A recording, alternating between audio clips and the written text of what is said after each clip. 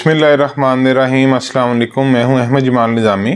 तहरीक इंसाफ के चेयरमैन और साबिक वज़ीर आज़म इमरान ख़ान अडयाला जेल में किस हालत में हैं, इनके साथ जेल में किन 7 लोगों को तैनात किया गया है और इनकी तैनाती की आखिर क्या वजह है, इस बारे में बात करते हैं। लेकिन इससे पहले हम ये बताते चलें कि इमरान ख़ान से आज अडयाला जेल में इनकी दोनों बहनों और मोहतरमा बुशरा बीबी की मुलाकात हुई है, जिसके बाद मारूफ कानूनदान लतीफ़ खोसा ने मीडिया के रूबरू आकर ये बात कही है कि इमरान ख़ान को काल कोठरी में रखा गया हुआ है, डेथ सेल में रखा गया हुआ है और इमरान ख़ान को एक ऐसी काल कोठरी में रखा गया है जहां पर उनकी टांगें भी सही तरह सीधी नहीं हो सकती।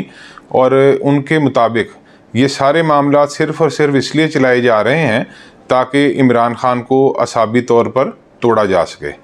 अब इमरान ख़ान जेल के अंदर किन हालात में हैं, इस हवाले से मुतवातिर मुख्तलिफ़ ख़बरें आ रही हैं और इस पर तरह तरह के नकात भी उठाए जा रहे हैं। लेकिन इमरान ख़ान के साथ अडयाला जेल के अंदर एक ऐसा मामला भी चल रहा है जिस पर मारूफ सहाफ़ी हारून रशीद ने अपने वीलॉग के अंदर एक अहम तरीन इंकशाफ किया है और साथ ही साथ उन्होंने बताया है कि इमरान ख़ान को 2-3 ऐसी पेशकश भी की गई हैं और उनको ये ऑफ़र्स दी गई हैं कि अगर आप ऐसा करें तो आपके साथ नरमी बरती जा सकती है। तहरीक इंसाफ के चेयरमैन इमरान ख़ान के हवाले से हारून रशीद ने ये बताया कि जेल के अंदर इनके साथ 7 सिक्योरिटी के ऐसे अहलकारों को तैनात किया गया है और ये इंटेलिजेंस के लोग हैं जिनका काम ये है कि वो जेल के अंदर ये बात देखते हैं कि इमरान ख़ान को जिस तरह एक ऐसी बैरक में रखा गया है जहाँ पर उनकी टांगें भी सही तरह सीधी नहीं हो सकती, तो इनको ये सारा जो सख्ती है, इस सारी सख्ती को यकीनी बनाया जा सके। कहीं ऐसा ना हो कि जेल के अंदर से जेल का अमला, सुपरिटेंडेंट जेल या डिप्टी सुपरिटेंडेंट जेल या जेल का कोई भी अमला इमरान ख़ान के साथ नरमी बरते या इन्हें वो बैरक से बाहर वॉक करने दे या इमरान ख़ान को बाहर बरामदे में या जो छोटा मोटा अडयाला जेल के अंदर एक लॉन नुमा ग्राउंड है वो वहाँ पर सुबह के टाइम धूप में बैठ सकें। इन सारे मामलात को यकीनी बनाने के लिए ये 7 इंटेलिजेंस के लोग वहाँ पर तैनात किए गए हैं और इन लोगों की तैनाती के ज़रिए बार बार मॉनिटरिंग की जाती है और इमरान ख़ान को इस वक्त सख्त तरीन माहौल में रखा गया है। अजियत देने के तमाम हरबे इख्तियार किए जा रहे हैं और इमरान ख़ान की इस बैरक के बारे में उन्होंने ये भी दावा किया कि यहाँ पर सूरज की कोई किरण नहीं आती। इसके अलावा उन्होंने ये भी बताया और दावा किया कि इमरान ख़ान को 2 पेशकश की गई हैं। एक तो KPK के हवाले से ये पेशकश की गई है कि अगर इंतखाबात होते हैं तो इस सूरत में KPK के अंदर इमरान ख़ान को हुकूमत बनाने दी जाएगी। दूसरी तरफ ये कहा जा रहा है कि पंजाब में भी PTI को हुकूमत दी जा सकती है अगर चौधरी परवेज़ इलाही को यहाँ पर वज़ीर आला पंजाब PTI लाए। इस बारे में चौधरी परवेज़ इलाही के हवाले से हारून रशीद साहब का ये मौक़िफ़ था कि ये ख्याल किया जा रहा है कि जब 12 अक्टूबर 1999 को परवेज़ मुशर्रफ ने एक फ़ौजी coup किया था, उस वक़्त भी उन पर बहुत ज़्यादा सख्ती आई थी। ये अलग बात है कि नवाज शरीफ एक डील करके जिला वतनी को कबूल करके मुल्क से बाहर चले गए थे, जिसके बाद चौधरी परवेज़ इलाही परवेज़ मुशर्रफ के साथ मिल गए थे और सियासी तौर पर उन्होंने उनके साथ हाथ मिला लिया था। तो इनका ये ख्याल है कि अगर चौधरी परवेज़ इलाही को PTI की तरफ से वज़ीर आला पंजाब किसी मुफाहमत के फार्मूले के तहत लाया जाता है, चौधरी परवेज़ इलाही आइंदा पुरानी बातों को नहीं दोहराते, ये उनकी आदत है, ना गिले शिकवे करते हैं और ना ही सियासी इंतकाम पर यकीन रखते हैं। ये दावे हारून रशीद साहब की तरफ से किए गए हैं और हम सब जानते हैं कि वो इमरान ख़ान के कितने करीब रहे हैं। जब इमरान ख़ान का एक जलसा 2011 में लाहौर मीनार पाकिस्तान में एक तारीख साज जलसा हुआ था और तहरीक इंसाफ को सियासी तौर पर उठान हासिल हुई थी, उससे पहले हारून रशीद इमरान ख़ान के साथ बहुत ज़्यादा करीब थे और सियासी तौर पर वो इनसे सलाह मशवरे करते थे और इन्हें कई एतबार से इमरान ख़ान का सियासी उस्ताद भी कहा जाता है। इमरान ख़ान के इस वक्त तक जो मामलात हैं, एक तो अडयाला जेल के मामलात हैं और दूसरी तरफ पीटीआई का एक मरतबा फिर घेरा तंग किया जा रहा है। जैसे 2-3 रोज़ पहले तहरीक-ए-इंसाफ के फ़रख हबीब को गवादर से गिरफ़्तार किया गया। इनकी बाज़याबी के लिए इनके भाइयों ने अभी तक अदालत से रुजू कर रखा है। इस ज़िमन में निगरान वज़ीर आज़म का किरदार और निगरान हुकूमत के तमाम ज़िम्मेदारान के वज़ीर आज़म समेत बयानात जिस किस्म के सामने आते हैं, वो भी ये बात वाज़ेह होती है कि ये जानिबदारी का मुज़ाहरा कर रहे हैं और इनके लिए निगरान सेटअप में रहते हुए भी तमाम सियासी जमातें एक बराबर नहीं हैं।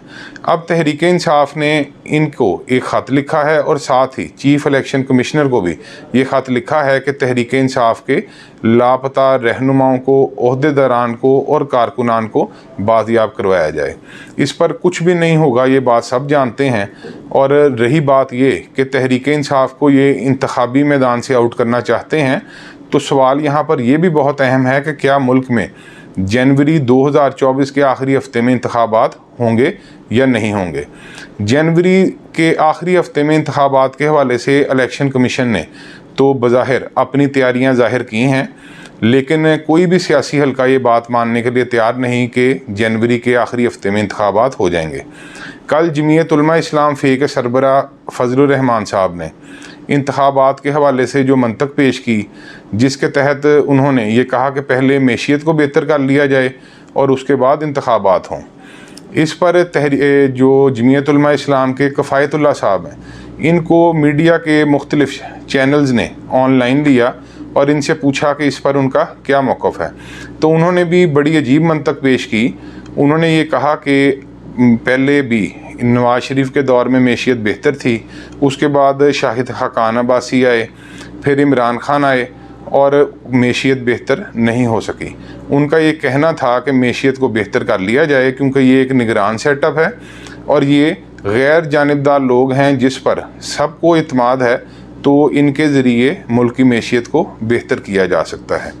ये वैसे बहुत ही अजीब बात है कि एक सियासी जमात इंतखाबात से फ़रार चाहती है। अंदरून खाना नून लीग भी इंतखाबात नहीं चाहती, लेकिन उनका ये ख्याल है कि नवाज शरीफ 21 तारीख को वापस अगर आते हैं तो कम अज़ कम इन्हें प्लेट में रख कर बतौर वज़ीर आज़म की कुर्सी पेश की जाए। इसके अलावा नून लीग का जो जलसा मोहतरमा मरीम नवाज़ ने लाहौर में किया है, इससे ज़्यादा शर्मिंदगी नून लीग को सियासी तौर पर शायद और किसी अंदाज में नहीं हो सकती। पीपल्स पार्टी पंजाब में मुकम्मल तौर पर सियासत से आउट है। अगर बिलावल भुट्टो ज़रदारी भी लाहौर में ये जलसा करते जो मोहतरमा मरीम नवाज़ ने किया है, तो शायद ये जलसा नून लीग के जलसे से 1000 गुना बेहतर होता। इस पर दावे किए जा रहे हैं कि इस जलसे में 650 से 700 तक लोग थे। अब इन तमाम हालात के बाद जैसे जमीयत उलमा इस्लाम के फजलुर रहमान ये कह रहे हैं कि इलेक्शन ना हो, और दूसरी तरफ जो नून लीग की सूरत हाल है, इस पर एक बड़ी अहम खबर सामने आई है कि नवाज शरीफ ने 18 सितंबर को एक बयान दिया था और 18 सितंबर के इस बयान पर जब शहबाज शरीफ पाकिस्तान आए और चंद घंटों बाद ही वो दोबारा लंदन चले गए, उनके साथ मोहतरमा मरीम नवाज़ भी चली गई। इस पर अब अंदरून खाना की खबर भी सामने आ गई है। मरूफ सहाफ़ी मंसूर अली ख़ान, जिन्होंने मुतअद्दिद मरतबा अपनी गुफ्तगू के दौरान ये इंकशाफ किया है कि साबिक chief of army staff general Qamar Javed Bajwa के साथ जिन सहाफ़ियों के बहुत करीबी ताल्लुकात थे, उन्होंने कहा कि उन तमाम सहाफ़ियों में से सबसे ज़्यादा ताल्लुकात उनके हैं। उन्होंने एक टीवी टॉक शो में ये इंकशाफ किया है कि नवाज शरीफ ने 18 सितंबर को जो एक ख़िताब किया था, इसके बाद उन्होंने कहा कि उनकी मुलाकात उन लोगों में से एक शख्स से हुई जिनके ख़िलाफ़ कार्रवाई के लिए नवाज शरीफ ने मुतालबा किया था। तो उस शख्स ने मंसूर अली ख़ान को ये बताया कि अगर नवाज शरीफ ये समझते हैं कि वो पाकिस्तान वापस आकर अपनी इंतखाबी सियासत या इंतखाबी मुहिम इस बयानिए पर चलाएंगे, तो ये उनको नहीं चलाने दी जाएगी और वो इस तरह नहीं कर सकेंगे। मंसूर अली ख़ान ने ये भी कहा कि उन्होंने कहा कि मुतलका क्वार्टर्स तक ये बात पहुंचा दी गई है, और फिर मंसूर अली ख़ान ने कहा कि उस वक़्त उन्होंने मुझे ये कहा था कि मुतलका क्वार्टर्स तक ये बात पहुंचा दी गई है, लिहाजा ये बात पहुंचा दी गई होगी, इसीलिए शहबाज शरीफ लंदन भागे गए और पीछे पीछे मोहतरमा मरीम नवाज़ चली गईं। मुल्क के अंदर इस वक्त जिस तरह के माशी व इक़्तिसादी हालात दगरगुरू हैं, इन पर काबू पाने का सबसे बेहतरीन और आसान रास्ता सियासी अदम इस्तेहकाम का ख़ात्मा है। इस तरफ तवज्जो नहीं दी जा रही, बाकी हर मामले पर तवज्जो दी जा रही है। किसी की नीयत और खलूस पर शक ना भी करें, लेकिन ये तयशुदा और आज़मुदा फार्मूला है कि सियासी इस्तेहकाम के बगैर कभी भी मुल्क तरक्की नहीं कर सकता। नवाज शरीफ 21 तारीख को पाकिस्तान वापस आने के लिए कहा जा रहा है कि उन्होंने टिकट कटवा ली है। नवाज शरीफ पाकिस्तान वापस आने से पहले चाहे सऊदी अरब जाएं, जद्दा जाएं, कतर जाएं, इनका हामी मीडिया इस पर बहुत ज़्यादा वावेला करेगा और ये जाहिर करने की कोशिश करेगा कि नेल्सन मंडेला पाकिस्तान में आ रहा है। लेकिन नवाज शरीफ किस तरह सरमायाकारों को यहाँ लाएंगे? क्या सऊदी अरब ने भारत में सरमायाकारी नहीं की? सरमायाकारी का सबसे अव्वल कुलिया मुनाफा होता है। पाकिस्तान के इन हालात में कोई भी सरमायाकार सरमायाकारी करके किस तरह फ़ायदा हासिल कर सकता है? इन हालात में जबकि मुसलसल पीटीआई को स्नब करने की कोशिश की जा रही है और अब ये ख़बर भी एक मरतबा फिर फैसले की सूरत में सामने आ चुकी है कि इमरान खान के साइफ़र के केस को अडयाला जेल में चलाया जाएगा। ये मामला जिस तरह चलाए जा रहे हैं, इससे और तो कुछ नहीं होगा, मुल्क की हालत ज़ार माशी व इक़्तिसादी तौर पर मज़ीद ख़राब होगी और फिर ज़ोर ज़बरदस्ती मज़ीद जितने इक़दामात उठाएंगे इसके उल्टा लेने के देने पड़ जाएंगे, लेकिन इसका सारा नुकसान और नज़ला आखिरकार आवाम पर ही गिरना है। बेचारी आवाम इन हालात में क्या करे? चीफ़ जस्टिस ऑफ पाकिस्तान जनाब काजी फ़ायद ईसा ये कहते हैं कि जब मुल्क में मार्शल लॉ लगता है या फ़र्द वाहिद की हुकूमत आती है तो तब सारे खामोश हो जाते हैं, बोलते नहीं। और जो उन्होंने अपने पीछे लगी हुई तस्वीरें थीं, उन्होंने कहा कि इन्हें भी फरामोश कर दिया जाता है। बात यह है कि मुल्क के अंदर आइन और कानून को जब भी रोंदा गया या पामाल किया गया, इस पर किसी ने भी अपना किरदार अदा नहीं किया।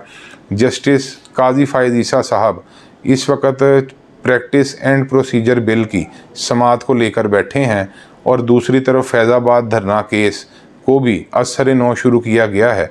क्या ही बेहतर होगा कि 14 मई को जो साबिक चीफ़ जस्टिस ऑफ पाकिस्तान जनाब उमर अता बंदयाल ने पंजाब में इंतखाबात का फ़ैसला और हुक्म दिया था, इस पर अमल क्यों नहीं हुआ? इस पर एक लार्जर बेंच तश्कील दिया जाए और ये फुल कोर्ट बेंच बना दिया जाए तो मज़ीद बेहतर होगा।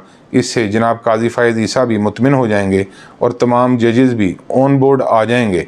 ये बेंच फ़ैसला करे कि सुप्रीम कोर्ट के फ़ैसले पर अमल दरामद क्यों नहीं हुआ, तब आवाम मानेंगे कि मुल्क के अंदर आइन और कानून की पामाली करने वालों को कभी भी माफ़ नहीं किया जाएगा।